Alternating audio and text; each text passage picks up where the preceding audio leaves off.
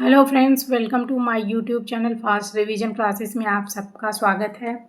आचार्य रामचंद्र शुक्ल का series complete करने में हम आदिकाल और भक्ति काल कंप्लीट कर चुके हैं। आज हम रीतिकाल स्टार्ट करने वाले हैं।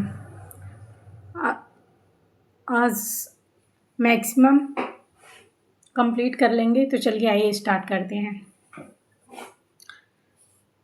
हिंदी काव्य की पहले देख लेते हैं। उत्तर मध्यकाल को हम क्या कहते हैं? रीतिकाल। इसका काल है 1700 से 1900 तक।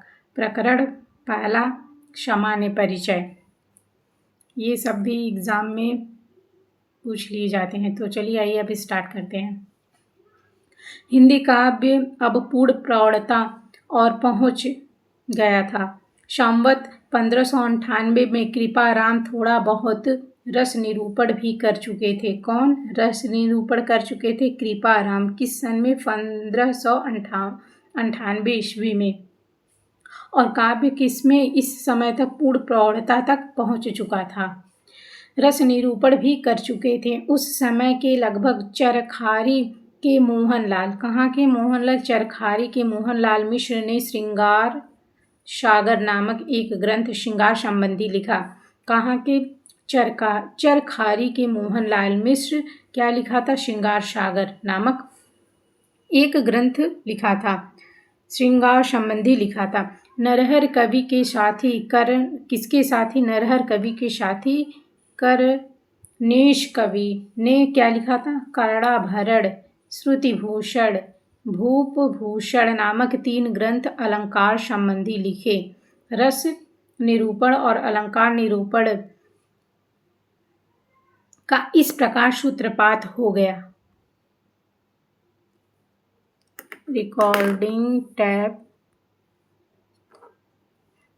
इस प्रकार सूत्रपात हो जाने के कारण केशवदास जी ने काव्य के सब अंग का निरूपण शास्त्रीय पद्धति से किया। शास्त्रीय पद्धति से किसने किया? केशवदास जी ने किया। केशवदास जी को और क्या कहते हैं?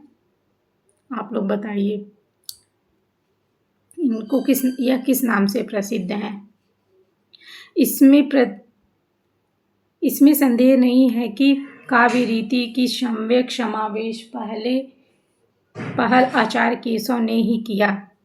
पर हिंदी में रीति ग्रंथों की अविरल और अखंडित परंपरा का प्रवाह केशव की कविप्रिया, केशवदास की क्या है? कविप्रिया और 50 वर्ष पीछे चला। और वह एक भिन्न आदर्श को लेकर, केशव को एक आदर्श को लेकर नहीं। केशव के प्रसंग में यह पहले कहा जा चुका है कि वे काव्य के अलंकारों का ध्यान प्रधान समझने वाले चमत्कारी वादी कवि थे।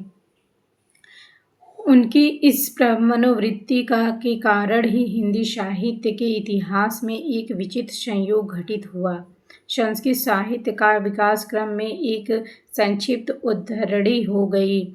संस्कृत की मीमांसा क्रमशः बढ़ते बढ़ते जिस स्थिति पर पहुंच गई थी, उस स्थिति को लेकर के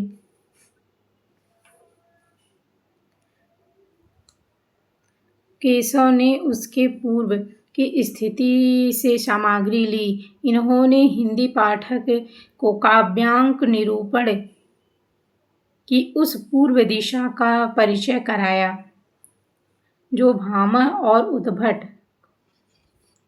के समय में थी। उस उत्तर दशा का ही नहीं, आनंदवर्धनाचार्य मम्मट विश्वनाथ द्वारा विकसित हुई थी। भामा और उद्भट के समय से अलंकार और अलंकार्य का स्पष्ट भेद नहीं हुआ था। अलंकार और अलंकार्य का क्या नहीं हुआ था? स्पष्ट भेद नहीं हुआ था। रस, रीति, अलंकार आदि सभी के लिए अलंकार शब्द व्यवहार होता था। सभी के लिए मतलब रस के लिए भी, रीति के लिए भी, सभी के लिए अलंकार शब्द का व्यवहार होता था।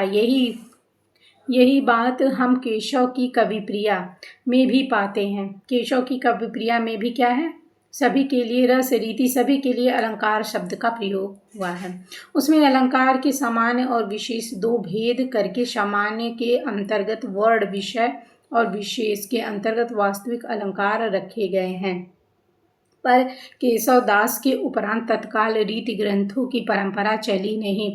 कविप्रिया के 50 वर्ष पीछे अखंड परंपरा आरंभ हुआ। यह परंपरा केशव के दिखाए गए पुराने आचार्य भामा उद्भट के मार्ग पर न चलकर परवर्ती आचार्यों के परिष्कृत मार्ग पर चली। उसमें अलंकार्य का भेद हो गया था। हिंदी के अलंकार ग्रंथ अधिकतर चंद्रालोक कुवलयानंद के अनुसार निर्मित हुए थे।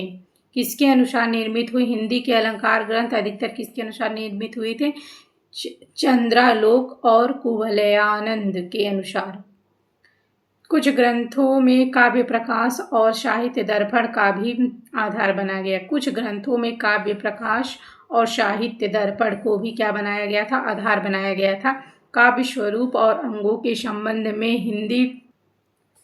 हिंदी के रीतकालीन कवियों ने संस्कृत की इन परवर्ती ग्रंथों का मत ग्रहण किया। इस प्रकार दैव योग से संस्कृत साहित्य शास्त्र के इतिहास का संक्षिप्त उद्धरणी हिंदी में हो गई।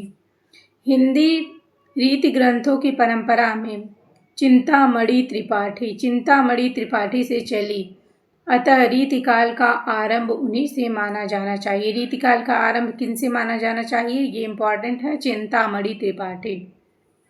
रीतिकाल का आरंभ चिंतामणि त्रिपाठी।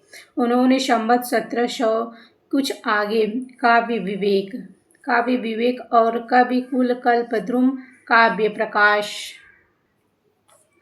ये 3 ग्रंथ लिखकर किन्होंने? चिंतामणि ने क्या लिखा? काव्य विवेक लिखा, काव्य कल्पद्रुम लिखा और काव्य प्रकाश लिखा। 3 ग्रंथ लिखकर सब अंगों को पूरा निरूपण किया। पिंगल या छंद शास्त्र पर भी एक पुस्तक लिखी। पिंगल और छंद शास्त्र पर भी एक पुस्तक लिखी। उसके उपरांत लक्षण ग्रंथों का भरमार सी होने लगी। कवियों ने कविता लिखने के लिए एक प्रणाली बना ली। पहले दोहे में अलंकार या रस, पहले दोहे में क्या लिखा? अलंकार या रस लक्षण लिखना। फिर उसके बाद उदाहरण की कविता शवैया लिखना।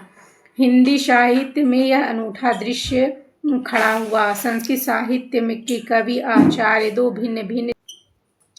हिंदी काव्य क्षेत्र में यह भेद लुप्त सा हो गया। इस एकीकरण का प्रभाव अच्छा नहीं पड़ा। आश्चर्यत्व के लिए जिस सूक्ष्म विवेचन का पर्यालोचन शक्ति की अपेक्षा होती थी उसका विकास भी नहीं हुआ। कवि लोग एक भी दोहे में अपर्याप्त लक्षण देकर अपने कवि कर्म में प्रवृत्त हो जाते थे। काव्यांगों का विस्तृत विवेचन, तर्क के द्वारा खंडन मंडन, नए नए सिद्धांतों का प्रतिपादन आदि कुछ भी न हुआ।